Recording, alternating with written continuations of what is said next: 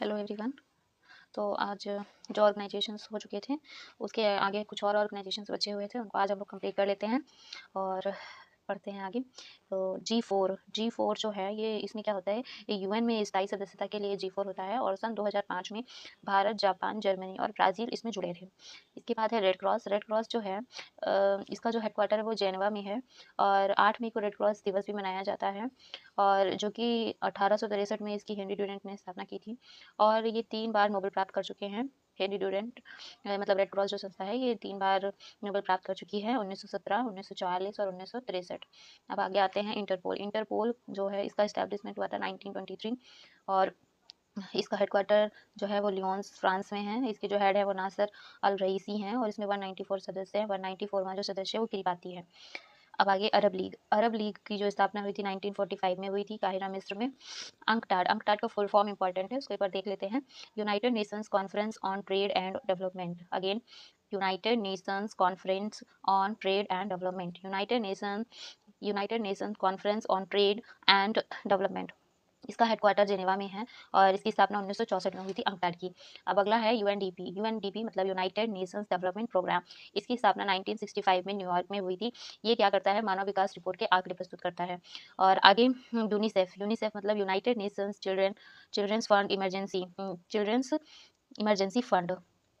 Emergency fund है, जिसकी स्थापना 11 दिसंबर 1946 और इसका हेडक्वार्टर न्यूयॉर्क में है। इसके हेड हैं कैथरीन रसेल। अगला है UNEP United Nations Environment Programme, जिसका मुख्यालय नैरोबी केन्या में है और इसकी स्थापना 5 जून 1972 को हुई थी, जिसमें 5 जून को वर्ल्ड एनवायरनमेंट डे मनाया जाता है।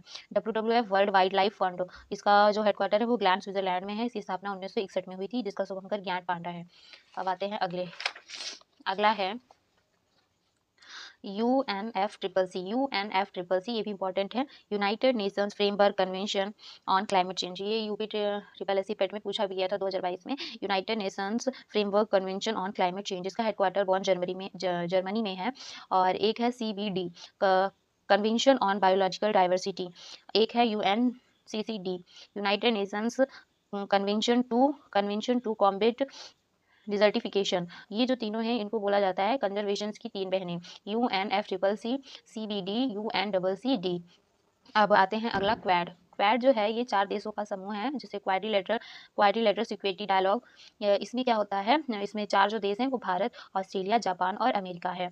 और SCO संघाई कॉर्पोरेशन ऑर्गेनाइजेशन, जिसमें 9 देश हैं। संघाई कॉर्पोरेशन में 9 देश हैं, भारत, चीन, कजाकिस्तान, अफगानिस्तान, पाकिस्तान, रूस, तजाकिस्तान, उज्बेकिस्तान और ईरान जो है वो लास्ट में 9th नंबर का है। इसमें कुल 9 देश हैं संघाई कॉर्पोरेशन ऑर्गेनाइजेशन में और ये लागू हुआ था 2003 में। अगला है WHO वर्ल्ड हेल्थ ऑर्गेनाइजेशन, जिसका हेडक्वार्टर जेनेवा में है, जिसकी स्थापना 7 अप्रैल 1949 को हुई थी। अब अगला है ILO इंटरनेशनल लेबर ऑर्गेनाइजेशन, जिसका हेडक्वार्टर जेनेवा में है, स्थापना 1919 में हुई थी और इसमें 187 देश हैं। जो लास्ट है टोंगा। अब आगे आते हैं WMO मतलब वर्ल्ड मेट्रोलॉजिकल ऑर्गेनाइजेशन, इसका हेडक्वार्टर जेनेवा में है। इसकी स्थापना 1951 में हुई थी। विश्व बौद्धिक संपदा संगठन जो है ये है, इसका हेडक्वार्टर जेनेवा में है। 1967 में इसकी स्थापना हुई थी।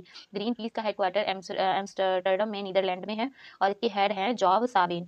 FAO Food and Agriculture Organization, ये इंपॉर्टेंट है, फूड एंड एग्रीकल्चर ऑर्गेनाइजेशन, जिसकी स्थापना 16 अक्टूबर 1945 में हुई थी, जिसका हेडक्वार्टर इटली रोम में है।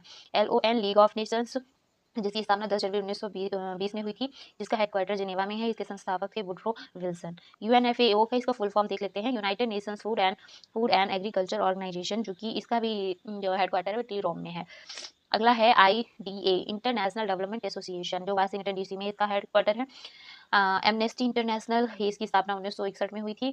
यूरोपियन ऊर्जा आयोग, जिसका हेडक्वार्टर जेनेवा में है, 1958 में स्थापना हुई थी और यूरोपियन संधि 1957 में। अब लास्ट है IUCN, इसकी स्थापना हुई थी 1948 में। इसका हेडक्वार्टर ग्लैंड स्विट्जरलैंड में है, जो कि रेड डेटा बुक को प्रस्तुत करता है और इसका जो होमवर्क रहेगा वो रहेगा कि IUCN का जो फुल फॉर्म है वो आप लोग मुझे कमेंट बॉक्स में लिखेंगे। ठीक है, चलिए आगे बढ़ते हैं।